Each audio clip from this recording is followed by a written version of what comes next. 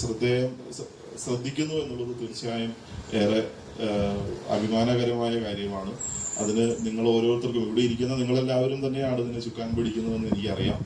തീർച്ചയായും ഇവിടെ ഇരിക്കുന്ന ഓരോരുത്തർക്കും അതിനു വേണ്ടിയുള്ള അഭിനന്ദനങ്ങളും കൂടി ഞാൻ ഈ അവസരത്തിൽ അറിയിക്കുന്നു. ഇത്തരം മാത്രം പറഞ്ഞുകൊണ്ട് നിങ്ങളുടെ എല്ലാവരുടെയും അനുവാദത്തോടു കൂടി ഈ ചടങ്ങ് ഉദ്ഘാടനം ചെയ്തതായി അറിയിക്കുന്നു. എന്നെ അധ്യക്ഷ പ്രസംഗത്തിന് മുന്നേ എന്നെ ക്ഷണിച്ചത് എനിക്കൊരു ആലപ്പുഴയിലൊരു ചടങ്ങിൽ കൂടെ പങ്കെടുക്കേണ്ടത് ഉള്ളതുകൊണ്ടാണ്. തീർച്ചയായും ഞാൻ ഇത് കഴിഞ്ഞാൽ എനിക്ക് ഇറങ്ങേണ്ടതുണ്ട്. ഇതുകൂടി പറഞ്ഞുകൊണ്ട് ഞാൻ ചുരുക്കുന്നു. നമസ്കാരം.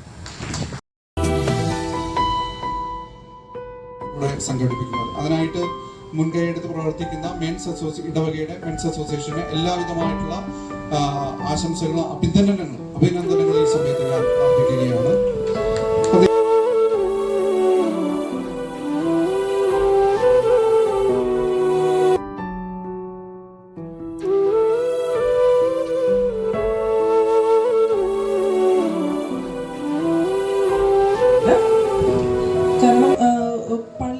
നമ്മളെപ്പോഴും ആത്മീയമായ കാര്യങ്ങളാണ് ചിന്തിക്കുക.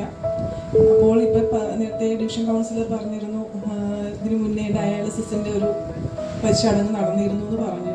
അപ്പം അതുപോലെ ഉള്ള ആരോഗ്യമാണ് നമുക്ക് എല്ലാവർക്കും ആവശ്യം.